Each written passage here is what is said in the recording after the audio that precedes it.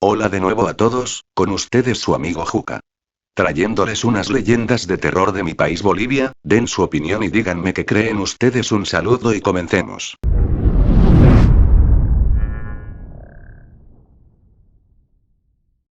Caricario condenado, el miedo tiene para elegir. Los seres maléficos que pueblan el imaginario boliviano son muchos. Basta mencionar uno para que viejos y jóvenes saquen a relucir los temores acunados por los padres a modo de moraleja.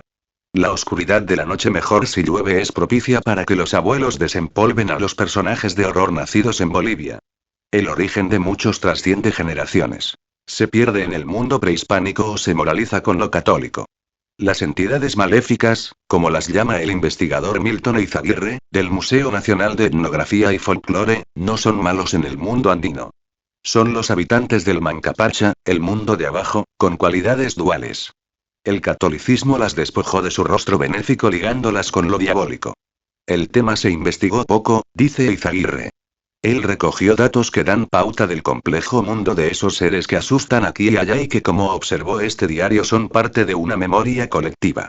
Memoria no solo de campesinos sino de citadinos, incluso de los jóvenes. La gama reunida por Eizaguirre está encabezada por el Anchanchú, un ser que chupa la sangre del corazón o de los labios de la gente. Se lo representa como un viejo jorobado o gordo, con pelos en las plantas de los pies. Suele estar cerca de los sitios arqueológicos. En otros lugares asume la forma de un animal.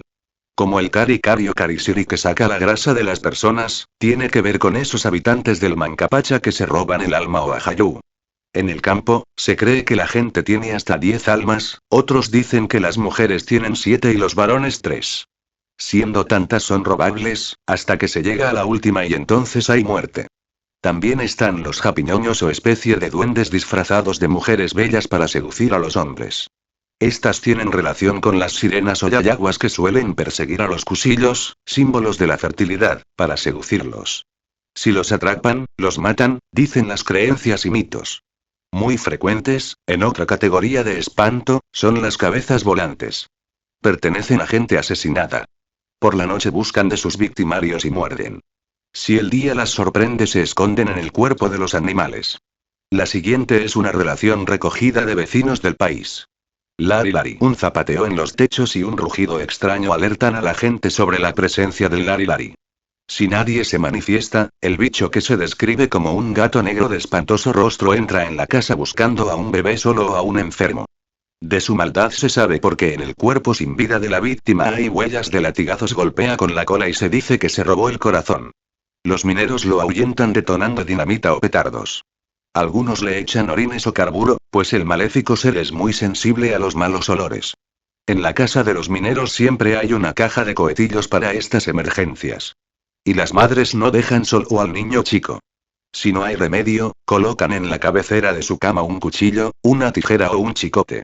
En el área rural, especialmente en Potosí, los comunarios acostumbran colocar las astas del toro en el techo de sus casas, pues el Lari Lari tiene miedo a encontrarse con este animal. Por eso prefiere los techos para andar.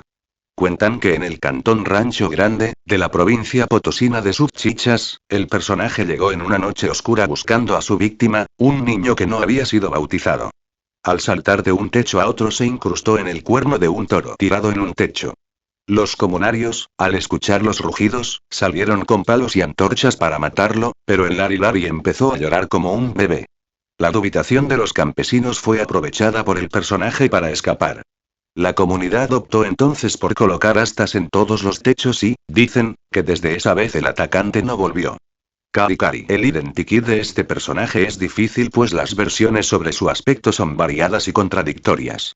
En lo que la gente coincide es en su figura humana solitaria, en su rostro escondido y en que anda por ahí robando grasa del cuerpo humano. Para atacar, antes usaba un cuchillo y era tan hábil que dejaba una fina cicatriz a la altura del abdomen.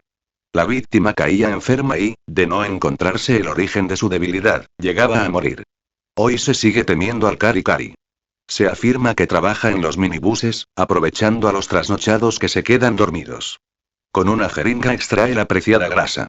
El tratamiento salvador consiste, se cree en el área rural, en reemplazar la grasa con la de una oveja negra. También hay versiones sobre que el Cari Cari son varias personas. Familiares de una víctima que buscan a otra para reemplazar lo robado. El sueño de quienes ataca el Kari-Kari no es normal. Este lo provoca soplando un polvo que está hecho de huesos de muerto. Sobre el destino de la grasa humana no hay seguridad. Unos dicen que se usa para hacer perfumes, otros sostienen que el atacante es un monje que usa el producto en extraños ritos. Los incrédulos se burlan comentando que es un tratamiento de liposucción gratuito. Condenados son muertos que no pueden descansar y que vagan entre los vivos. Estos seres son muchos y tienen distintas historias. En general, son personas que en vida traicionaron o fueron traicionadas, que murieron trágica e injustamente o que empeñaron su palabra y no llegaron a honrarla. La radio y la prensa explotaron alguna vez, y con gran éxito, a los condenados. Una estación en idioma aymara mantuvo en vilo a los escuchas, en la década de los 60, con la radionovela que se llamó El condenado del cementerio. Y la revista sensacionalista Alarma elevó a categoría de noticia la historia de la cholita condenada que la gente de Cochabamba reportó incluso haber visto en los pueblos. Una de las historias habla de dos enamorados, Margarita y Tomás. Ella trabajaba en la ciudad y él llegaba cada domingo del campo para visitarla. Ambos se prometieron matrimonio, pero de pronto él faltó a las citas y ella, luego de llorar, le maldijo. Pasados unos meses, una noche alguien parecido a Tomás se acercó a Margarita pero no la miró. Solo le dijo devuélveme mi palabra. Ella viajó al pueblo para averiguar qué pasaba y allí se enteró de que él había muerto atropellado varios domingos atrás. Asustada, acudió a la iglesia y el cura le aconsejó que si él volvía, le citara en el templo y que llevara una flor y un pañuelo blancos. Así ocurrió. Al acercársele el condenado, ella le entregó los objetos diciéndole: te devuelvo tu promesa. Entonces la figura se metió bajo tierra con un suspiro. Duende es otro de los personajes que tiene distintas historias. Uniendo versiones se puede decir que es un hombrecillo de escasa estatura cubierto por un enorme sombrero. Su presencia es común en todo el territorio. La misión del duende es robarse a los niños, algunos añaden que solo a los no bautizados. En el oriente dicen que a los más bonitos. Los padres deben escuchar a sus hijos cuando estos hablan de amiguitos inexistentes. Hay adultos que reportan haberlo visto. Su mirada intensa, desde profundos y rojos ojos, paraliza al más osado. Los niños salvados de sus garras no son normales, se advierte, pues se vuelven loquitos y tienen la mirada extraviada. En Pando se dice que los hombrecillos llevan a los pequeños agraciados a la selva. En Santa Cruz se lo imagina desnudo bajo su gran sombrero. Su presencia se advierte cuando el pelo de los caballos aparece trenzado. Los choferes cuentan esta historia. En las carreteras oscuras se suele escuchar el llanto de un bebé. Naturalmente, la reacción es buscar el origen. De pronto, tirado en el piso está lo que parece un niño envuelto. Uno se asoma y encuentra que el rostro es el de un adulto de cieme. Quien lo mira de cerca puede morir si no sangra. Este elemento se repite mucho frente a otros seres de horror. En los centros mineros se llamaba la guagua con bigotes y era el terror de los serenos, pues con solo escuchar su llanto hubo quienes trataron de suicidarse. Por los años 70, en el campamento de Santa Ana, de la empresa Quechisla, un sereno nuevo escuchó el llanto, se acercó hasta la orilla del estanque de agua Copajira, alzó el bulto y lo llevó a su caseta. Bajo la luz pudo ver una cara sonriente, con dientes y bigotes. Enloqueció. Bulto es un peligro para los caminantes nocturnos del campo. En el oriente y en el sur del país, en el Chacó sobre todo, es el común elemento de temor. Nadie lo ha visto, pero hay quienes tropezaron con él y han sangrado o muerto. Para evitarlo hay que estar muy atentos. Alma en pena. En la noche no hay que caminar callado, se recomienda. De lo contrario se corre el riesgo de chocar con un alma. Los vivos se dan cuenta porque sangran por la nariz. Otros han muerto y entonces el alma llora. Debías cantar, debías silbar. Ahora, por tu culpa, voy a seguir penando. Otro tipo de alma en pena es aquella que pide ayuda a los vivos. Una historia gráfica esto. Un hacendado del valle viajaba en su caballo y vio una figura bajo un árbol. Se alarmó cuando su caballo se negó a avanzar y el perro se agazapó asustado. Al llegar a la casa pidió a sus jóvenes hijos que le acompañen. La abuela les enseñó la siguiente fórmula para comunicarse. Si eres alma de este mundo, te perdono. Si eres del otro mundo, que Dios te perdone. La respuesta del espectro fue señalar a lo alto del árbol. Venciendo el miedo, uno de los hijos subió y encontró un nido hecho de cabellos. Solo cuando lo quemaron, el alma se marchó. Por eso, en el campo no se dispersa el pelo, pues en él está una parte de cada ser. El féretro. Salir de casa un martes o viernes, pasadas las 12 de la noche, puede ser peligroso, sobre todo en la Villa Imperial o algún centro minero con cementerios muy antiguos. Cuentan que en los años de auge de la explotación de la plata llegó a Potosí una familia española, los esposos y una niña de 5 años. Ellos se trasladaron a un centro minero del sur del país para acumular riqueza. Al año de su estadía, la niña enfermó de sarampión y murió. Los padres la enterraron en el lugar y regresaron a su país. A las 2 semanas de su partida, los mineros, que trabajaban por la noche, vieron un féretro en llamas. Este llegó hasta la estación de trenes y antes del amanecer regresó al cementerio. El tren que iba a La Paz pasaba los martes y viernes y esos días los mineros o sus esposas evitaban salir a la calle. Aquellos que lo hacían, morían, y a las 2 semanas eran parte de la caravana del féretro en llamas. Viuda. Durante todos los días de carnaval se pasea la viuda. Es una persona como cualquiera hasta que alguien se atreve a levantar su velo.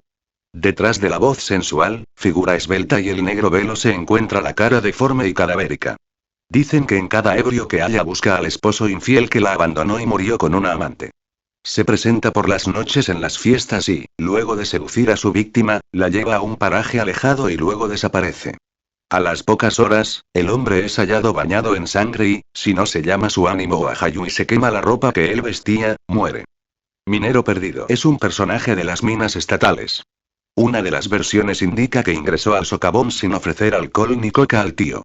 En castigo hizo que se perdiera en las galerías y solo sale de los parajes los domingos, cuando todos descansan, para atrapar a un minero que se olvide de dar ofrendas y así él podrá descansar. Buceos. Aparecen en el Pandino río Abuná. Aunque no hacen daño a aquellos que los ven, dicen que han causado más de un susto a los pasajeros de las embarcaciones. Algunos creen que se trata de extrañas sirenas. Mapinguari fueron los campesinos de la comunidad Altavista, en Pando, los que lo descubrieron. El Mapinguari es un mono gigante que dejó sus huellas cerca del río Manuripi. Eso aterrorizó al pueblo que todavía habla de este ser.